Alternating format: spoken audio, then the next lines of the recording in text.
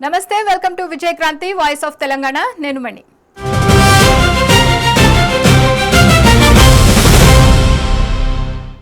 ఆయన ఒక పార్టీలో ఉన్నప్పుడు ఆయన స్థానం కొండంత, కానీ ఇప్పుడు ఆయన స్థానం గోరంత. అవును, మీరు విన్నది నిజమే. మాజీ స్పీకర్ బాన్సువాడ ఎమ్మెల్యే పోచారం శ్రీనివాసరెడ్డి పరిస్థితి ఇప్పుడు చేతులు కాలేక ఆకులు పట్టుకున్నట్టున్నది.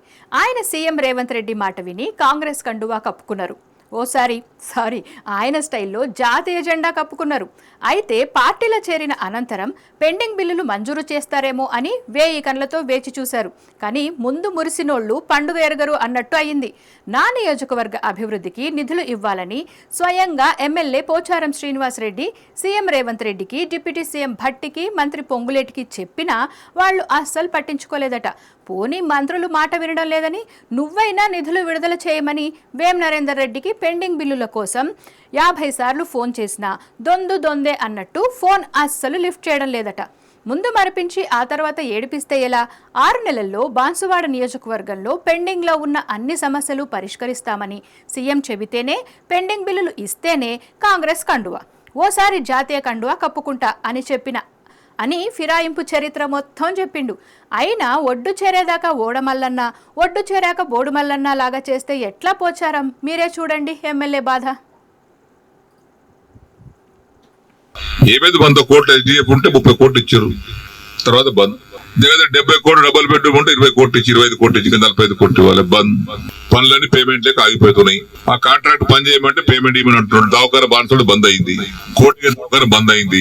సిద్ధపరిసర వారి కాంట్రాక్ట్ 40 కోట్లు ఇవ్వాలి, వాడు బంద్ చేసిండు. మరి వీటి కోసం వచ్చినాయి కదా. నేను లేదా బట్టి గారు చిన్న దగ్గరికి ఇలా లిస్ట్ మొత్తం తీసుకోండి, ఆ లిస్టు తీసుకొని 2 సార్లు ఇచ్చేయండి, ఒకసారి కాదు. కానీ ఇక పొంగులేటి గారు ఆ లిస్ట్ తీసుకోండి, 2 సార్లు మీరు ఇచ్చేయండి. ఇచ్చిన తెల్లారి ఫోన్ చేస్తే బట్టి లేవట్టాడు, పొంగులేటి లేవట్టాడు. ఏమైంది 100 కోట్లు ఎస్డిఎఫ్ ఉంటే 30 కోట్లు ఇచ్చారు, తర్వాత బంద్. 70 కోట్లు డబుల్ బెడ్రూమ్ ఉంటే 20 కోట్లు ఇచ్చి, 25 కోట్లు ఇచ్చి, 45 కోట్లు ఇవ్వాలి. బంద్. పనులన్నీ పేమెంట్ లేక ఆగిపోతున్నాయి. ఆ కాంట్రాక్ట్ పని చేయమంటే పేమెంట్ ఇవ్వని అంటున్నాడు. దావకార బాన్సుడు బంద్ అయింది, కోటి బంద్ అయింది. సిద్ధపరిసర వారి కాంట్రాక్ట్ 40 కోట్లు ఇవ్వాలి, వాడు బంద్ చేసిండు.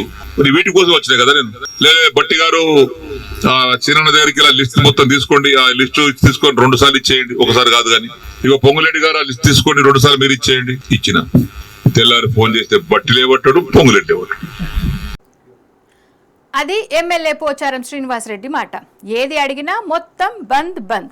మరి ఆ పెండింగ్ బిల్లులు మీవా లేకుంటే మీ కొడుకువా అనే ప్రశ్న రాజకీయ వర్గాల్లో చర్చ నడుస్తోంది. ఇలా కాంగ్రెస్ ప్రభుత్వం పైన, మంత్రులపైన విమర్శలే కాదు, గుడి చుట్టూ తిరిగి మల్లదేవుని దగ్గరకు వచ్చినట్టు కేసీఆర్ రాగం ఎత్తుకున్నాడు.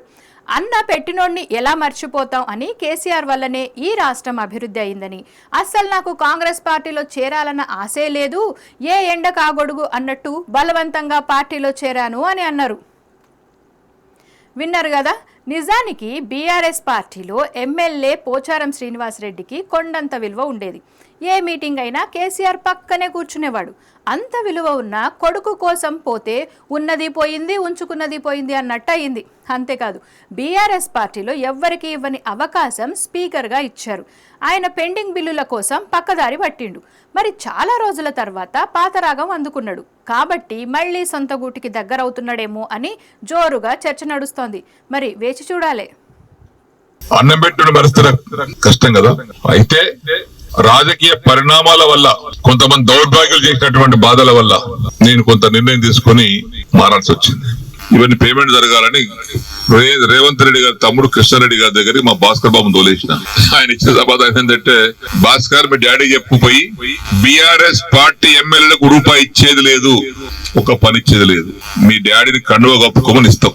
నా దగ్గర భాస్కర్ వచ్చి ఈ విషయం చెప్పింది. నాతను కాదు నాన్న, ఈ వయసులో నేను పార్టీ మారడం నా వల్ల కాదు, అందులో కేసీఆర్ మోసం చేసి రావడం నా వల్ల కాదు, సరే ఏమని రాకపోరాను. నేను ఆగిన బాన్సువాడకు వస్తే కార్యకర్తలు చేసుకున్నటువంటి పనులకు బిల్లు కోసం రావడం, డబుల్ బిల్లు కట్టుకున్నటువంటి మహిళలు గుంపులుగా రావడం, అన్నం పెట్టుడు పరిస్థితి కష్టం కదా. అయితే రాజకీయ పరిణామాల వల్ల, కొంతమంది దౌర్భాగ్యాలు చేసినటువంటి బాధల వల్ల నేను కొంత నిర్ణయం తీసుకుని మారాల్సి వచ్చింది. ఇవన్నీ పేమెంట్ జరగాలని రేవంత్ రెడ్డి గారి తమ్ముడు కృష్ణారెడ్డి గారి దగ్గరికి మా భాస్కర్ బాబు తోలేసిన. ఆయన ఇచ్చిన సమాధానం ఏంటంటే, భాస్కర్ మీ డాడీ చెప్పుపోయి బీఆర్ఎస్ పార్టీ ఎమ్మెల్యేలకు రూపాయి ఇచ్చేది లేదు, ఒక పని ఇచ్చేది లేదు, మీ డాడీని కండువ కప్పుకోమని ఇస్తాం. నా దగ్గర భాస్కర్ వచ్చి ఈ విషయం చెప్పింది. నాతను కాదు నాన్న, ఈ వయసులో నేను పార్టీ మారడం నా వల్ల కాదు, అందులో కేసీఆర్ మోసం చేసి రావడం నా వల్ల కాదు, సరే ఏమని రాకపోరాను. నేను ఆగిన. బాన్స్వాడకు వస్తే కార్యకర్తలు చేసుకున్నటువంటి పనులకు బిల్లు కోసం రావడం, డబల్ బిల్లు కట్టుకున్నటువంటి మహిళలు గుంపులుగా రావడం,